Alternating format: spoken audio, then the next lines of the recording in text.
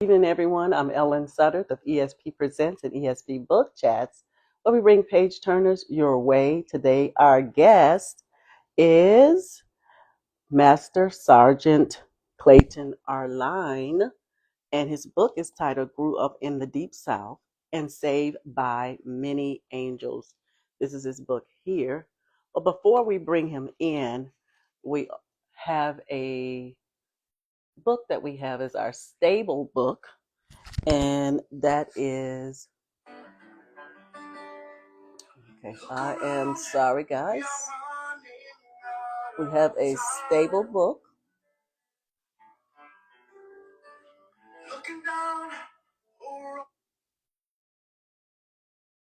We have a book that we have here. Hopefully, you guys can hear me.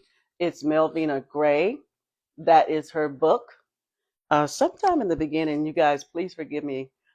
Sometime I get, Marion, tell me if you could hear me. Give me a thumbs up if you can hear me. Give me a thumbs up.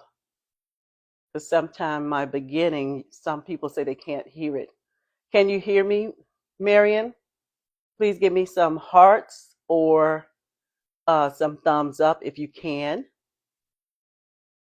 if you're able to hear me. Thank you. Thank you. Uh, Good evening, everyone. I'm Ellen Sutter of ESP Presents and ESP Book Chats, where we bring page turners your way. Sorry about that other video. The book that we have here is penned by Melvina Gray. This is her book titled Combat Related PTSD. Her husband, the late Willie Gray, he suffered severely from PTSD, and Melvina has been paving the way with this book. And it is from a wife perspective, what it was like with her living with her husband, the different episodes that he would have. And she had loved to lead the way. She did not want to leave him to chance. This is a book that when you read it, you may put it down right away. You may continue to read it, but this book here, you guys will see it again at the end of our show. But this is a book that is much needed if anyone is staying in their relationship when their husband has PTSD. Again, Melvina, thank you for being here. She has paved the way with bringing awareness to PTSD. We like to thank her and show homage or pay homage to her husband. This is a awesome book. You can get this book from Amazon, and also you can get it from her website, The Willie Gray Story. Also, there is an excerpt, a heartfelt excerpt that you will read that is also in the book. Melvina, thank you for being here. This book um, means so much to our group as well as yourself. So, guys, go out and get this book. You would want it to have it on the shelf of every military family, and also her son. Um, she explained in the book, and you'll see how her son would ask her a question: "What's wrong with Dad?" I'm not going to unfold the story, but do go visit there. This is a awesome story. Again, that is Melvina Gray. Her book titled Combat Related PTSD. Do go out and get it from her website again, thewilliegraystory.com, or from Amazon. It is also on Kindle as well. Thank you guys for being here. Our guest is going to be coming in a moment. I'm going to put his book up here. And if you are there, do come into the room. I'm going to share it out to him. And this is our guest today. Thank you guys for being here. Let's see, I'm going to send him this invitation. Thank you all for being there. And that is Master Sergeant Clayton Arline. And we're going to bring him in. I hope you guys are having good weather out there. It is some ice here, ice and rain.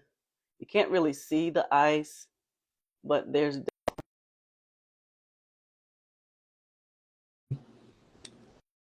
some ice here. Again, this book is titled Grew Up in the Deep South. Oh, it's cold there. Wow. What is it like in your area, Melvina? Tell us if it's cold. It is cold here, and there's rain.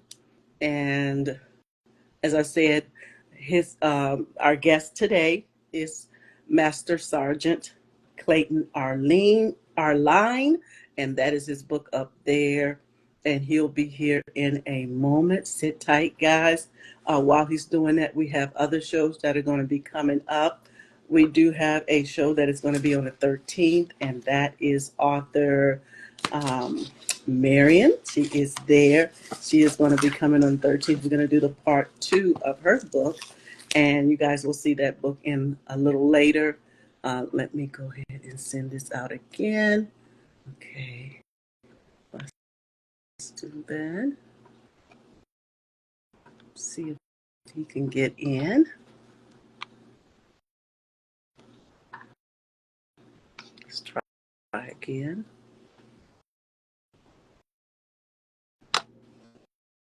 Thank you guys for being here. And she'll be here on the 13th. Marion is there as well. You will see her there, and you'll see her book at the end again. And also, we'll see Melvina's book.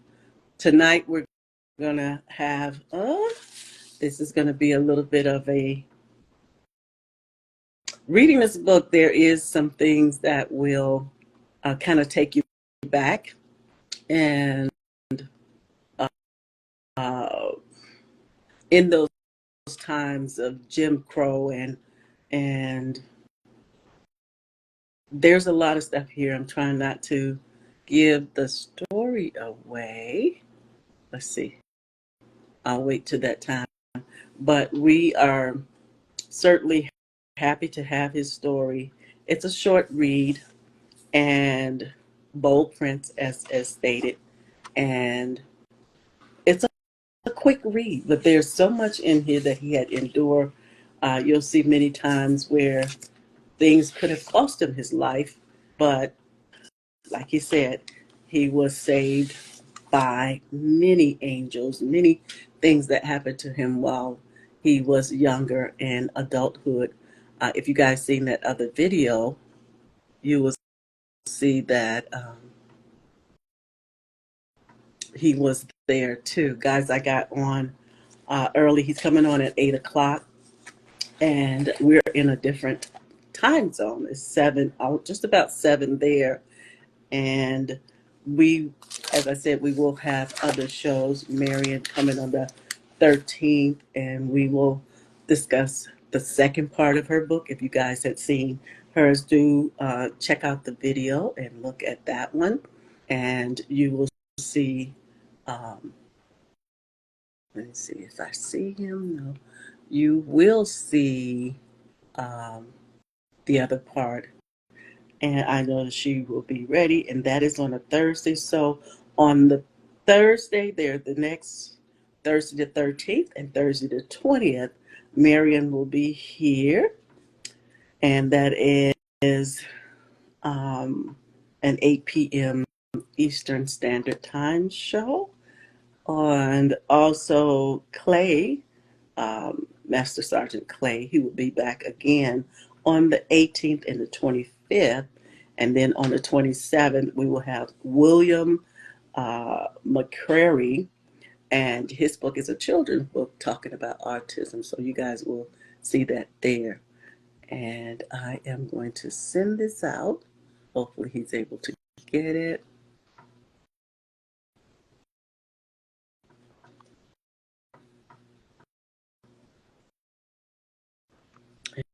And you guys just hold tight. I'm bringing him in. I think that he is there. And I should see him in a moment. I see you there. Hello. Go ahead and come on in the room.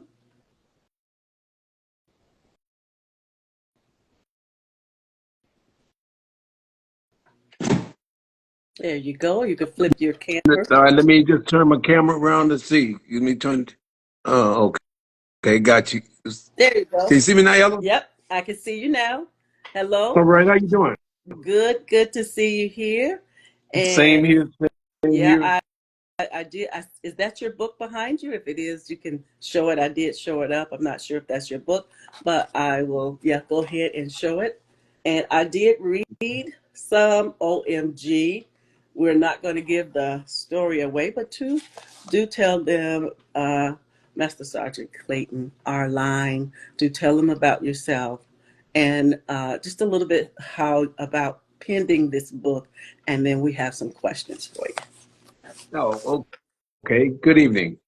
My name is Clayton Arline. I grew up down here in a little small town called Independent, Louisiana. And I grew up in a family of 13 siblings, mother and a father. And I pretty much grew up very poor. And from there, I got in a lot of trouble as a young man. As a matter of fact, out of all of the 13 kids, I was the most trouble kid. I started trouble at a early age. And just to give you a little background about me is I almost drowned it 3 times growing up. And I was in shootouts and stuff prior to going to the military. I almost got killed. I almost killed someone at the age of 16. If my mother didn't stop me, I don't know, I'd probably be in jail now. So I said that to say this. My mother gave us her very best. She can't give us something she didn't have. And if it wasn't for my mother and God, I don't think I would be in the situation that I am today. And again, as growing up, I was the oldest son. I have 3 other sisters older than I am, and my oldest sister passed away. And so I moved back here after I retired the military just to be with my mother. And matter of fact, the place that I'm living in, when I'm speaking to you at now, it is maybe about 2 minutes walk from my mother's house. And this has a lot of, my mother has a lot to do with my life. And growing up, and if it wasn't for my mother, as I said, I would have never been military. She got me out of jail many times before I went military. And just to give you one key point, this one particular night that she got me out of jail, and she brought me home, and I looked at the tears and stuff in her eyes. She said, "Son, please, you need to get out of here because you're going to kill somebody or somebody going to kill you." And as a son, and I don't care what man you are, if you don't have a different feeling when you see your mother cry, you're not even a man. Mm. So that got my attention. I didn't say anything. I went down to the uh, recruiting station. I signed up the next morning. I took the bus down to New Orleans. I took the physical. I passed the test. I did all the requirements. And at that time, the recruiter said to me, he said, "Look, well, you can leave next week, uh, January the 9th." I said, "Man, I cannot leave on my birthday, man. I got to spend a little time into my girl. You know what I mean?" And so he, he said, "Okay, let's go March." So I thought everything was done. I go home and I said, "I'm going to surprise my mother." And, back down south, we got certain rituals that we have to follow. Mhm. So I came home and I said, "Mother, are you not going to believe me? I'm going to the military." She said, "Boy, stop lying." And all of a sudden, she said, "Cross your heart to God. That's one of those things you got to prove yourself. Yes. Even though a lot of times you might be lying, but just to satisfy whatever the environment is." And so she heard everything I said. She said, "I'm so glad you're leaving, more." And then she came up and said, "Look, oh, by the way, that recruiter, he called me and he told me that he got a date open next week. And you didn't want that day because you wanted to spend time with your girlfriend." She said, "No, you're going to leave next week." I called that recruiter and I said, "Please leave that day open. Please." He left the day open. Now I'm mad, and I'm thinking, say, wait a minute, how can she tell me what day I'm going? She better be glad. But that's the way I was thinking at that Hmm. time. And so I joined the military January 9th on my birthday. I went through basic training, and they made me a military police. And so after I finished the military police academy out in Texas, they sent me home for about 10 days for me to spend time with my parents before I got ready to go out to California.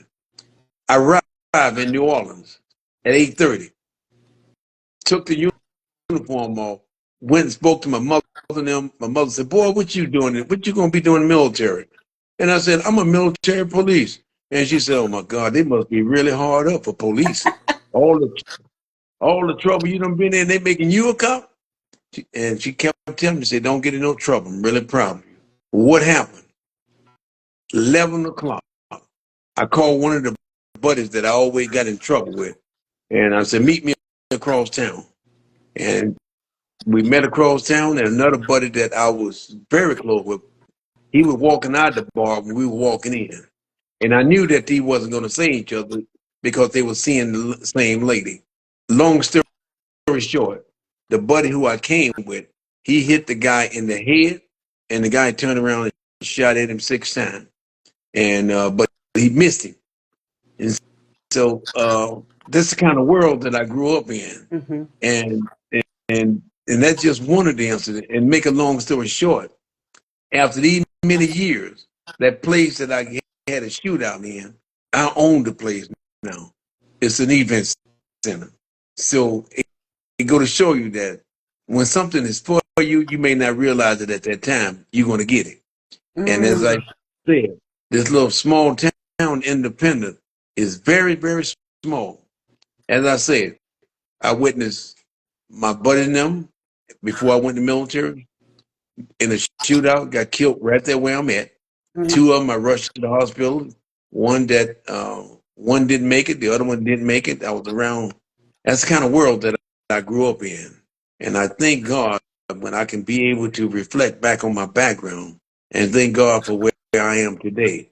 Because I can say if it wasn't for my God and my mother, Mm-hmm. I'll be just where all my other buddies were. I think I got about 3 buddies out of high school, only 3 living. And I am the one that they was expected to go first. Wow. And I saw my one of my old teachers when I moved back in Louisiana. And guess what the first thing he said? "Boy, I thought you were dead." Oh, thanks a lot, man. I appreciate that. Wow. But he saw the path that I was going when I was in high school. And again, I was my mom, and I got to be honest with you. She'll get me out of jail. She'll talk to me. But prior to her talking to me, you already knew it's not going to be over with, because my mom was what you call one of these women that she don't forget nothing. She going to fool around, and I don't know if you want to call it child abuse at that time, but the girl really kept us in check, especially me. And I thank her. When I retired, I said, "Mom, when I retired out of ROTC, I think I'm getting a little bit ahead of myself. Once I retired in the military, I worked for the government. And then once I finished work for the government, then I put on the ROTC uniform. And I had that on for 20-some years. So I had that military uniform on for over 40 years. Wow. And I thank God. And if I had to tell many minority men, join the military. And don't listen to what everybody say about the military. You got a better chance of surviving in the military than you out here on the streets. And if I had to be a speaker or motivator to tell the kids, the environment has a lot to do with the way you think and the way you act. Mm-hmm. And education should be a priority, but I didn't see that at that time. I only graduated with a C, or I think C plus average. Mm-hmm. But I didn't think I deserved it, because I think the teachers just laughed at me. They just gave me the grade just to get rid of me. And you know how that works. Yeah. And well, but I just Ellen, I don't know how to say it, but if you know how many times that I escaped death, only God knows how I escaped death. And again, when I left Louisiana, all the killing I've been around, I went in the military. I went to Vietnam. I witnessed so many people getting killed along the Mekong River. I was one that was down there helped trying to rescue them. So this is my exposure to what I've been exposed to. And so when I left over there, and prior to me leaving, me and the guy was going downtown on our last day in Thailand. And we said we're going to celebrate for the last day over here. What do? We get in the Sam Lots. That's some little guys that pump those bicycles. We use them as taxis. And right when we pull up, a taxi cab came right towards us, head on. And right in time, God must say, look, I pushed little John off, and I jumped on the other side, and the taxi cab bicycle guy got messed up. I Wow. was in Italy. I was in one of the worst car wrecks that you can imagine in Italy. I had to be medevac to Germany. That's how messed up I was in a major car wreck. But I'm still here, Wow. and That is amazing. multiple. I've been into multiple car wrecks, Ellen. And I tell people I don't fabricate anything. My life has been something that most people would never believe. That I is succeed, amazing. uh, That and is amazing. and and and I, and you know, as I said, I started my fitness career in Italy. I coached the track and field in Italy. I mean, played basketball, played football, racquetball. I played all these sports. I was in Italy for about 7 years, and so my career and my journey, the only thing that I can say, Ellen, thank you, God, that you protected me and you brought me this far. And again, everybody know me where I was stationed at. If you was at NKP, non-comfort numb, if you was in Vandenberg Air Force Base, England Air Force Base, Barksdale Air Force Base, Hanscom Air Force Base, uh, they know me because that's the only place that they know me from because I lived in the gym. And that's why I still live in the gym. And Yes. but again, I'm gonna reset. I didn't want to stop you, but I want to reset because there's quite a few things that is in your book that we don't want to give away, and at the already, same time, there's so much that the time goes so fast. Dr. And Hyde, again, so I'm going to reset and resetting. Thank you all for being here. I can't really see the names, and even though I see them, I can't really put it all together. So thank you guys for being here again. Our guest is Master Sergeant uh, Clayton Arline. And this is the right. book right here. And it's how he grew up in the deep south and saved by many angels. You guys had heard what he said there. So in your book, there's so many things. I know you mentioned about your mom. There Hmm. was a chapter that I seen about your mom and what happened with her and your father. But I want you Yeah. to start with the first thing you have on there. And please help me with the this is the hospital. Is this Lyell Camp? Is that how you say it? Yeah, Lolly Kemp. Lolly Kemp. Lolly Camp Hospital. And so I want Mhm. to ask you from that in Lolly Camp, I see some things there is it from a perspective of racism within our healthcare system. And so from your perspective, historically and even the present day right now, is there any noticeable differences then and now in the health in our healthcare system as it relates Yeah, I mean, to that, racism? yeah, well, there has been some a lot of improvement, but you must, and I think we all can testify to this, is that our healthcare business is a multi-million-dollar business. And right now, the way I kind of look at it, my personal perspective, with this present administration, the rich going to get rich and the poor going to get poor because people down south are still living behind time. And Mm.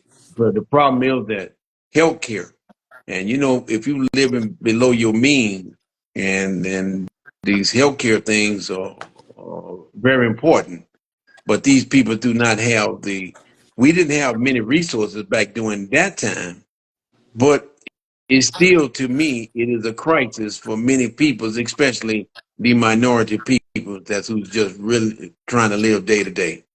Hmm. And you also And to, mentioned in your book how the white people had to stay on their side, the black on their side, no matter what time they came, and that was the right. separation there. Now we can mingle in different in the same areas in the hospital. And so when I saw that, that's why I was telling them in your book. you got to hold yourself, embrace yourself, because it's gonna take you there. And so there's time I was like, oh, you know, we are Hmm. still here. We are still going through those things. Exactly. And it's a little, like you say, there is some noticeable difference, but there are, in a case of the haves and have nots, we know we got political things going on. When it comes to healthcare, we see a different type of thing. You know, like you say, if you have the money, what type of care do you have? Are you going to take care of Mhm. yourself, or are you going to be able to feed yourself? And so, yes, I do agree with you. Those things are there. And in your, it was so many things that I seen also when you were younger. Uh, Things that happened to you, and your sister helping you out when she's younger. You guys, like you mentioned about the water being in the well. But another thing I Hmm. saw in your story, and I look at us as people of color, you mentioned that there were times when you couldn't go to school because you had to farm, do some farming. And I love what Hmm. your mother said. Your mother said, "Don't worry about them." You know, Exactly. you have a job, you have something going on. And so, can you describe the challenges living in what I will believe that you guys lived in the Jim Crow era. We just kind Hmm. of got, I'm in my 60s, we kind of got a little sprinkle of it. What were those challenges living in? When you say 4 room, do you actually mean a 4 room house, or is it 4 bedrooms? Oh no, no, we said it right. 4 rooms. 4 rooms, meaning Yeah, kitchen. 4 rooms total. A kitchen, a little living room. We had one bedroom for all the kids, and then my mom and dad had a bedroom together. Wow. And I was like, I Mhm. have to. So what was that like? As you It was growing up, and you guys have to have your own land, you have your own things growing up. What was it like in that era, living in actually in the heat of the Jim Crow era?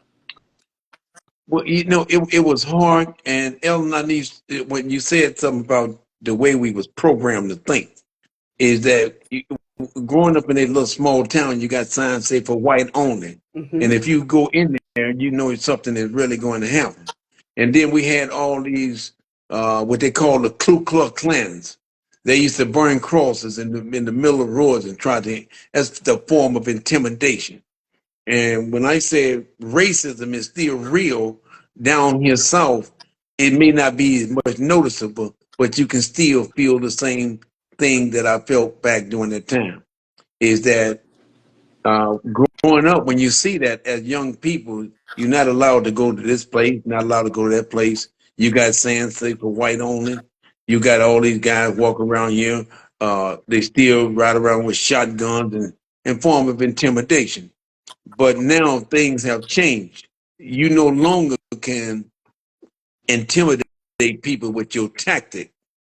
I'm no longer the same person that I grew up with, being because my mind is totally different. I'm not afraid of nobody. As I said, I grew up in an environment where I was programmed to think a certain way. Hmm. But going into the military and become educated, I feel deeply racism is always going to be a sickness until you die, Hmm. until you ask God to release this enemy out of you. We got people in Louisiana. I don't know if you know anything else about the southern state. The southern states is still treating the minority people the same way they treated them back 50 years ago. But when you don't become educated and go to school and you drop out, you become selling drugs and you start become alcoholic. You're going to get that's the only thing they're going to look at you as being qualified for. You got to believe that you can lift yourself up. And times are better. Don't get me wrong. They are better. But it's the way that we are being raised. It's the way we are being taught. We become part of the environment. And I pray and hope that I can make a difference to let my people know no matter where you start is how you end up in in life. You got to believe that if you can look up, you got to get up. That is And that's, I believe. that is so true. You're breaking up a little bit, but I can still hear you. But hopefully this video will go well. And I'm a military wife. My husband, he did 22 years in the Navy. What I'm getting at is when it comes to racism, we cannot afford in the military. We cannot, because our blood is on the line together. And one of the Exactly. most thing I am so excited about is my kids. We grew up in the military environment, diverse. So my kids has never lived around an all black neighborhood. They've always lived Mm-hmm. diverse.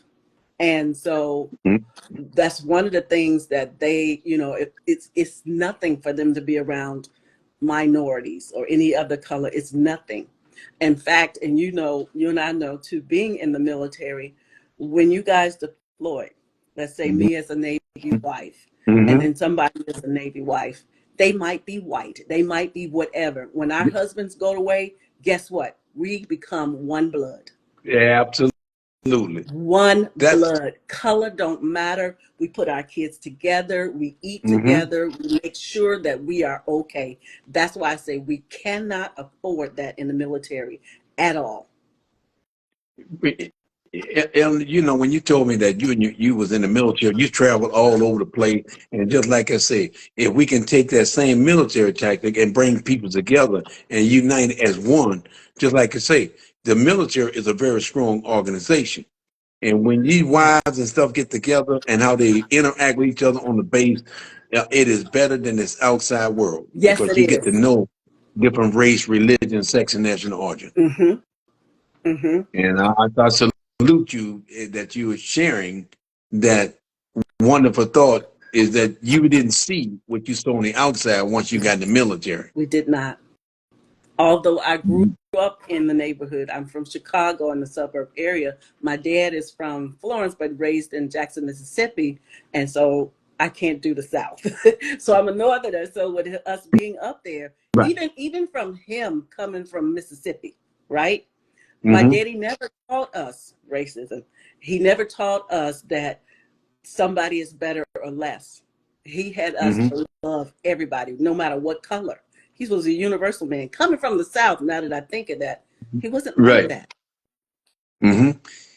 And I'm gonna say this throughout my military career, and I'm like you. Most of the guys who I hung out with every race, but a lot of guys who I hung out with after we left the gym with were mostly white guys. We didn't look at it whether you white or black. One of my best friends that we always party together, named Sean Jenkins, out of Massachusetts. And again, I got along with everybody. It depends on you. Mm-hmm. When you can identify who you are, you can identify with everybody else. So true. That's one thing I like, and I commend you too for the military and what you're doing.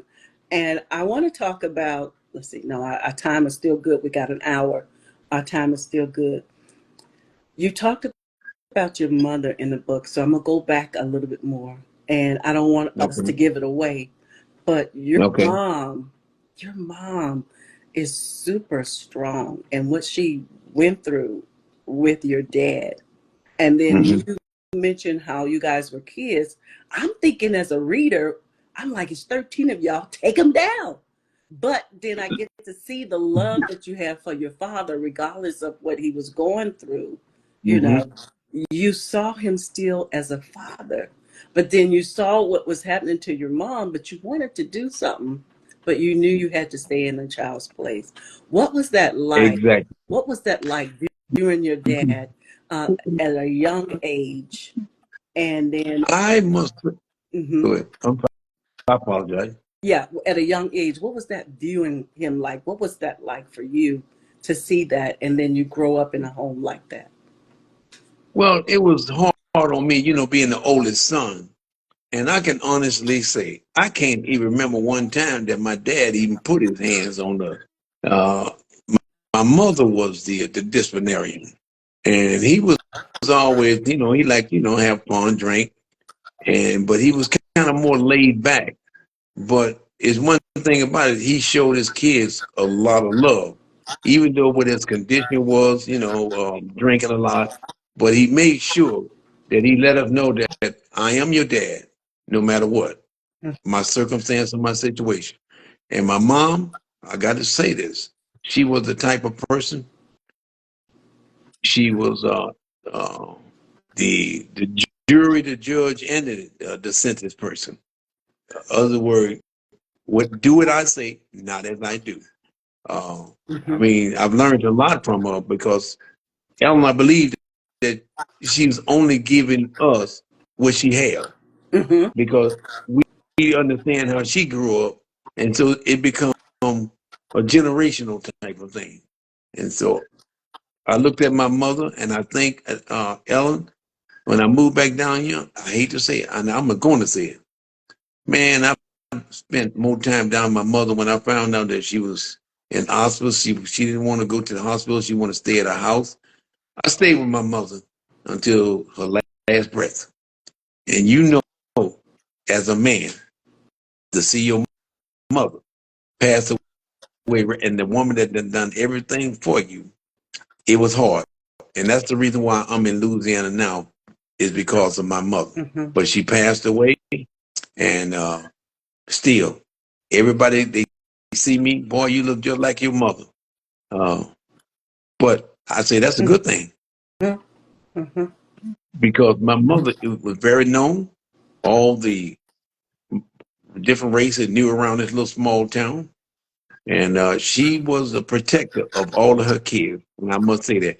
And nobody gonna put their hands on my kid, especially if you are another race. Mm-hmm. Mm-hmm. So if anybody gonna put it on them, I'm gonna put it on them. And I can tell you right now, nobody fool with Sarah kids. Mm. Let me ask you, and we do see throughout the book. I'm going to reset first. Thank you guys for being here. Our guest today is Master Sergeant Clayton Arline. This is his book. Guys, you can get it from Amazon. It is a quick read. Hopefully you guys can see that. And so in the book, you see a lot of things, as I say, I'm glad you spent some time on your mother, but when you end it, when you end that chapter that you talked about your mother, I said, wait a minute, what? There's more right there. Are you going to do another book where you talk more about your mom? Because you ended abruptly. And I'm like, okay. Yeah. I wanted to know Well, more about mom. But what I wanted to say is those different things that you mentioned earlier, that you were one of the problematic child. yes. Did it have anything to do with your father being in a home and the way he was abusive, or was this just lashed out of your own? Yeah. It was a lash out on my own because, as I said, we were very poor, and I wanted to be down with people that wasn't going nowhere anyway. Mm. So, sometimes birds of feathers flock together. So when you have people in your environment, they have no ambitions about life. And by being young, the boys who I hung around with, we skipped school. We didn't go to school to learn. We just went there just to have a place to go. Mm. And but my father,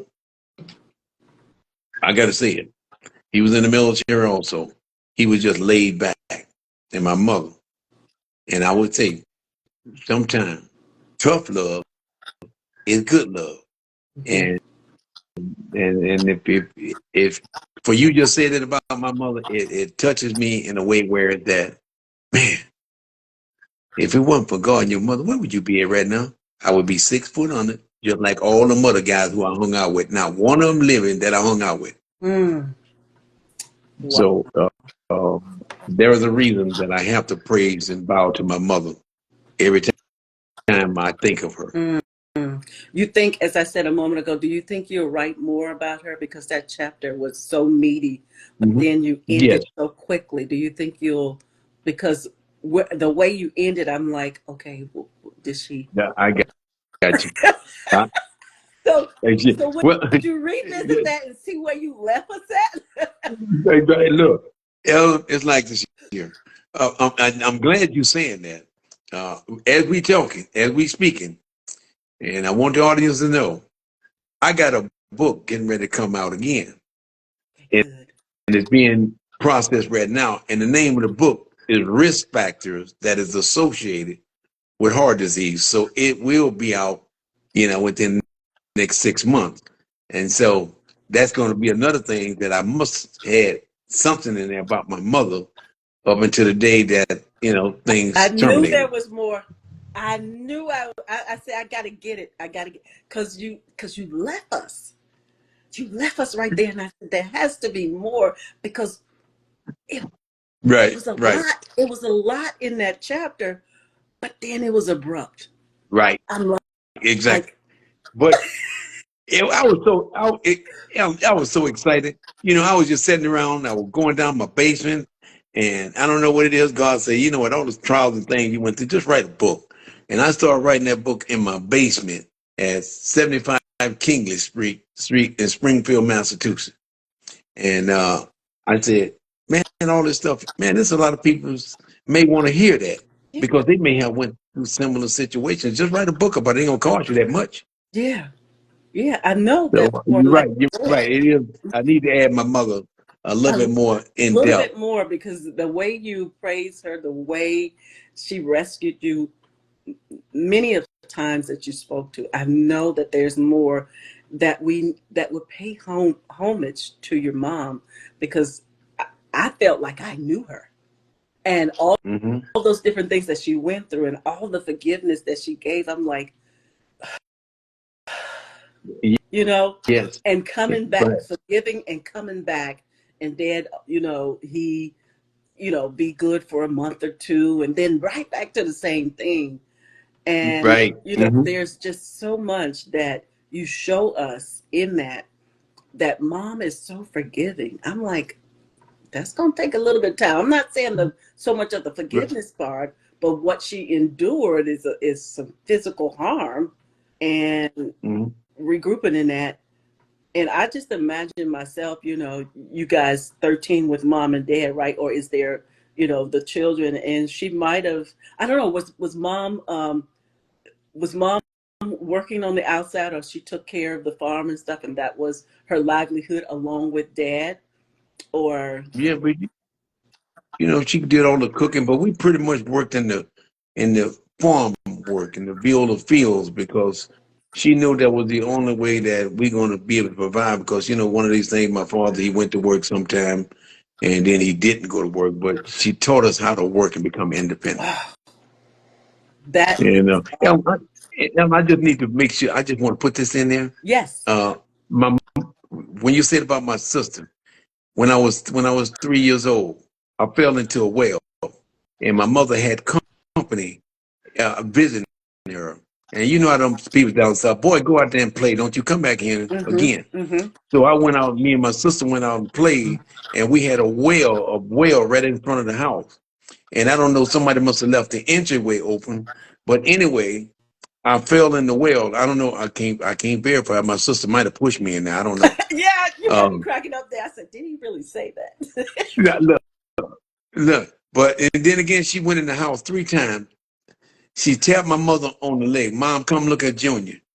Girl, get out of here and go play. I'm not going to tell you no more. After 3 times, she grabbed my mother's skirt, and my mother went out there, and my little sister just pointed down in the well. And as my mother's, I mean, from when she went just crazy, and the guy that was visiting her, he got me out of the well. They rushed me to Lolly Kemp Hospital because I must have been in there for a while. So Mm. that's another thing. Me and my mother was in a bad car wreck together. It totaled out a car. We were together. So how can I not think Yeah. of my mother for all the things she did and what we experienced growing up? Wow. Wow. And A so, lot. It's a lot. It is a lot to unpack here. mhm. Do you have any But children yourself? I'm Do sorry. you have any children yourself? Any children? Yes, Any children? yes, I have. Yeah, I have two. Now, one named Eric, and we have Brianna. And again, most people may not know who my daughter is, but I'm going to tell you since we on. My daughter is Brianna Camelia Ray Williams. My daughter's the one that's have the 3 kids for Rick Ross. Uh, she was in the military. Her mom retired military, So my daughter, as I said, if y'all know this rapper they call Rick Ross, that's my daughter, the one that has the 3 kids, Brianna Kamei Ray Williams. She is very successful. She's doing well. Uh, she's doing a lot of modeling. I'm really proud of her. Wow, awesome. And the reason why I asked, because with you growing up as a black male, having an abusive father, I wanted to know what was your perception of fatherhood, being that your father was abusive, and how did that catapult you into manhood, and what is your stable idea of manhood? I know I threw three things at you. Mhm. Well, it's one thing that I must say, and I must, uh, during the time I was in the military, uh, my daughter, Brianna, me and my wife we had been divorced. And then again, I got made in contact with her. And again, it's nothing more important than a father being there, especially for his daughters. But because I wasn't there, I was divorced and traveling all the time. She's doing good, but sometimes you have to be a man to look at yourself and say, well, you know, you're supposed to be the man, and that's supposed to be your daughter. Obviously, I'm going to look at my daughter a little bit different than I see my son, Mm-hmm, and that's just a human thing. mm-hmm, But the love is there for both of them, and I said to myself, if I can be with my daughters or my son, that is a blessing because we have learned to be separated from each other because of ignorant or stupid mm-hmm, reasons. And mm-hmm. so I want to place upon every man out there, treat these girls or women or ladies as the same way that you would treat your mother Mm, because you got to look at her as if that's your mother. You don't want your mother to be abused. So you want the best for your mother. That's somebody else's daughter. mhm. So let's look at both sides of it. Wow, wow. And I tell you what happened to me one time, Ellen. I was down in Massachusetts, and I seen this guy was out there. These guys was out there drunk, and all of a sudden they were seeing him beating this woman up, kicking on her. And this, I never am gonna take this to my grave.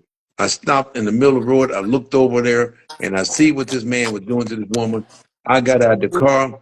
You would think that Mm, all them men there would try to protect this woman. mm. And I got out of the car and believe me, I said, man, don't hit the woman no more, man. He said, you ain't got nothing to do with it. But then again, me got this Louisiana in me. I flew around and I jumped in it and I flew around and did what I had to do. But guess what? The woman wound up trying to jump on me. That's what they do. I, That's what they yeah. do. They're not done with them yet. And so you saying to myself, wait a minute. I seen how I grew up.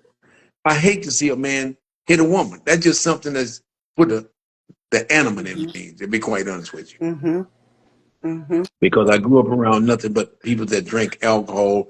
And then back in that old time, these men used to beat their wives and do as I say, not as I do. And but those days is no longer here. Yeah, and you They couldn't are do human, just anything like about you it. are. Couldn't do anything about Right. it in those days. If it's your wife, you just can't do nothing. It's like You just said it like right. they were telling me when you were married back then. It was more like ownership. E- Exactly. Exactly. And you know what, Ellen? You see a whole lot of these. They got that same Hmm. mentality in that when you don't appreciate yourself and you don't love yourself, you'll accept anything come your way. Yeah. And I had another sister retired military also. She just moved back down here. Uh, to, like I say, only reason why she joined the military, she said, I'm the one that made her want to go in the military. Mm. So again, we both retired military, and again, we have to just thank our mother Oh, for what she done for us and what she gave us, what she had, and every man. And I'm gonna say this to everyone: I don't care what your parents them do to you. They may not be able to give you the very best, but they still your parents. mhm, Don't forget that. mhm. So, what was it like for you in the military? You know, you said you came from um, like you said, you were rowdy. I'll just say that. So, what was Mhm. that adjustment like in the military? we know the beginning of that. You wanted to not be on your birthday, but once you got in, what was it like listening to Male Authority, and coming from where you were? Did you get your head straight right away? To comply with the military now that you know who you are. Look, Ellen, I can put it this way. If you don't get your head straight from the day that you saying I do, because once you say I do, you belong to Uncle Sam. So when you get off that bus in basic training, you're going to have all kind of tests coming your way. And you might say, well, I came from the street, man, get out of my face.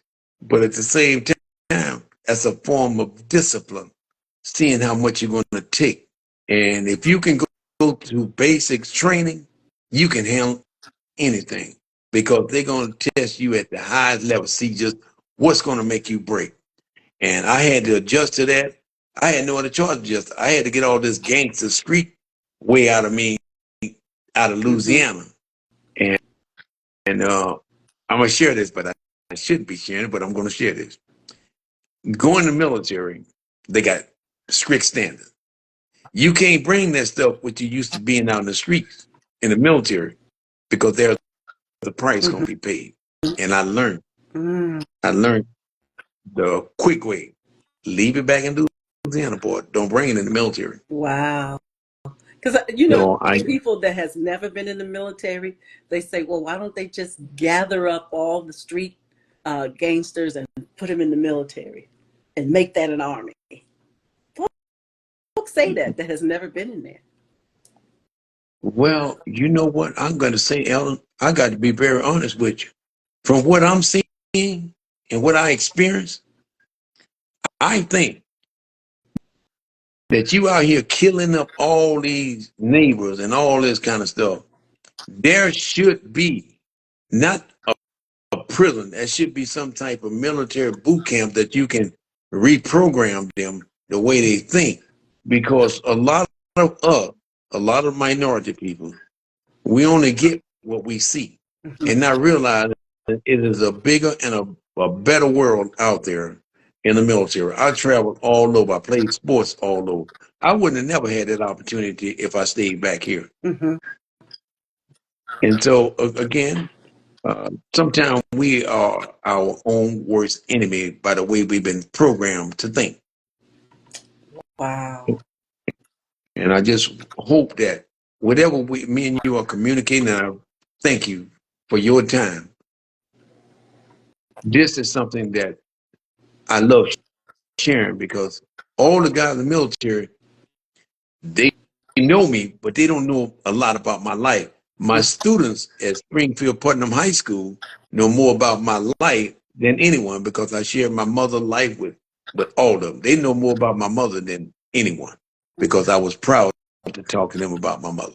And but again, it ain't how you start; it's how you finish in life. My husband, he is a football coach, but now he's commissioner. So he gets to pour a lot into males, and I believe I talked about this with you. How do we reach, especially our minorities and our younger men, because there's no father figures today. The homes are being raised mostly by females. How do you reach that community? How would you reach that community in today's time? And I'm glad that you brought that up, is that especially us military, we done retired. We got more leadership qualities in us than anybody out here in the civilian world. And so we know what the environment is. We can feel what these kids going through with. But at the same time, charity begins at home. Your husband and I can only do so much with your kids, but you got to do your part. And your husband and mine, we can spot troublemakers when we first see them. They may not be troublemakers. They may be just people that need to be seen. And he being in the military, and everybody must understand. Once you're military, you're gonna always have that military mentality. He's not gonna take a whole lot of stuff off you. His job is to educate and train you. Don't get in my face like you do these street kids, Yes. because my job is to show you love and keep you from being uh, another victim. You know You what?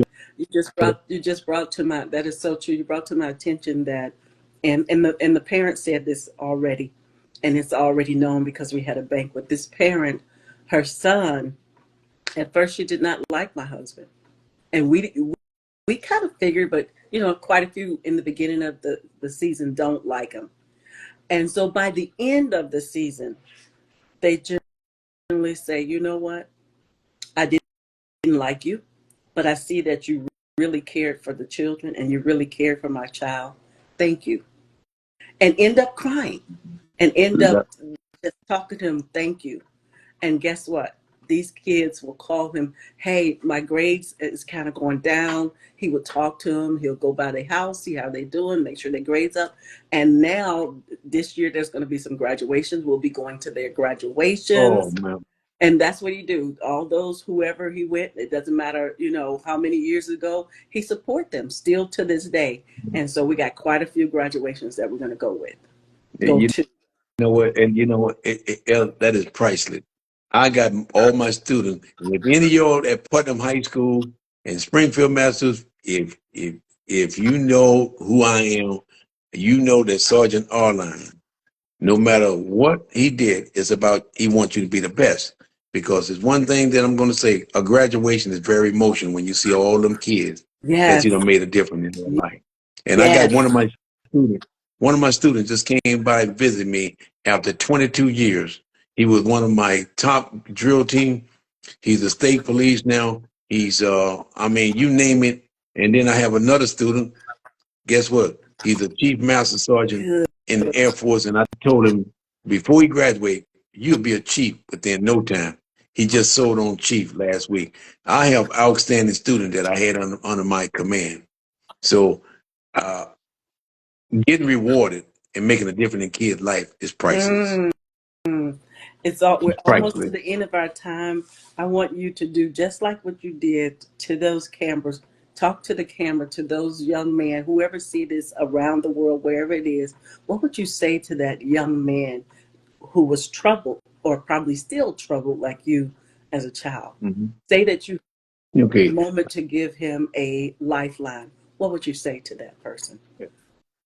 I would say to you that if you want to get up, the first thing you got to do, you got to believe in Christ.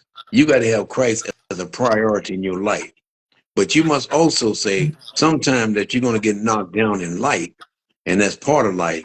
But if you ever get knocked down, you try to land on your back, because if you can look up, you can get up.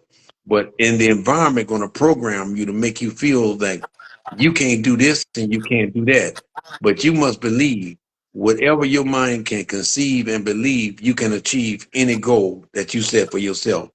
Don't let society dictate who you are, because I'm a good example of where I started, and I hope that it made a big difference in your life, and where you can start looking at your life and start evaluating your life and where you're at and where you're trying to get. And I'm going to say to a lot of my minority young men and women out there, you must program yourself that you're going to be somebody. Because if you don't tell yourself that, you're not going to be anybody. And the first thing I'm going to say to you young kids out there is to set back. And you parents, kids, whatever you are, do a self-assessment of yourself. Parents, look at the cause and the effect as to why your kids are doing what they're doing. Do you really care? If the kid's not going to get love at home, they're going to get it from somewhere else, and it might be in a worse way. I just thank God that I had a mother that cared about me and didn't let us get away. But times have changed. Parents, you are the cause and the effect of everything your kids does. You want them kids to be somebody, they need to set the example in order for them to be able to follow. Minority kids going into the military is a good thing. It'll give you experiences. It give you an education. But as long as you stay back here in this environment, you're not going to progress. And Ellen, I just want to just say this, and I don't mean to say it in a bad way. Most of the minority kids, when they graduate out of high school, they join this very prestigious university. And the university that they always join is SLU. All of them. What you gonna do, man? I'm going to college. But SLU, college that most minority join, standing on the corner, leaning on the wall, trying to hustle. That's what standing and leaning on the corner. And that's the best university, that's a top university that we can see for all minority kids, because they barely get out of school, they don't want to go to college, but they want a good job. But I'd rather cheat, rob, kill, and steal in order to do what I need to do. You're going to regret one day if you make the wrong move. Now time is hard for us minority people to come together and look at each other and help each other and stop criticizing each other. If you want this world to change, it starts at the house, it starts in the school, it starts in your community. Most importantly, you need to put your kids into the Bible. But if you don't know it, you can't teach them. If you don't go to church, the kids don't know what's happening. Church is the backbone, whereas having a biblical understanding as to why you're here and what did you come in this world for. But if you're young and you're not programmed to think that way, you can't see the forest through the trees because the trees are blocking your view. And I'm going to say this, minority kids, believe. Whenever you can look up, you can get up. Don't let society tell you what you can and cannot do. This administration that's just coming in, and I'm going to say it to you minority kids, you got eyes to see, ears to hear. The program that they're setting up right now is going to have an effect on minority kids, because they're going to make it so hard, whereas that if you're not part of the game, you can't be part of the dance. And again, the time is going to get harder and harder. I'm not a prophet, but I read my Bible daily. What's going to happen? We have to tell our kids that they are worthy and they need to be praised. We need to tell our kids they are somebody. We need to stop putting our own kids down, humiliating them. We need to get more involved into our kids. I'm not going to sugarcoat anything. Don't blame society on all your failure. It starts in your house. It starts from within you. If you want to look up and get up, start doing it. Don't be like this insanity person. You want to keep doing the same thing over and over, and you expect a different outcome. Keep praying to God, ask God for strength, and he will fight your battle. But you got to put God in your life. I didn't always think like that, but I know the importance of having that superpower that can help you throughout your journey. Amazing. It's so true. It is so true. It is so true. I cannot live without him. Thank you for the amazing time. Thank you for that takeaway. This has been amazing. Thank we you. look forward to hearing from you again on today feel like day 3, because we covered a lot. But today is day 1. We'll see you on day 2, and day 2 is the 18th. So we'll see you The 18th. next week. So you got the 18th and the 25th. And thank you so much. Thank you, Ellen. It's been a pleasure as well as a privilege. And I just want to thank all the viewers for that, tuning in. Hey, Ellen, hey, you are the best. That's all I got to say. Thank you so much. Have an amazing night. Thank you for coming. Thank you, Ellen. Hit that X.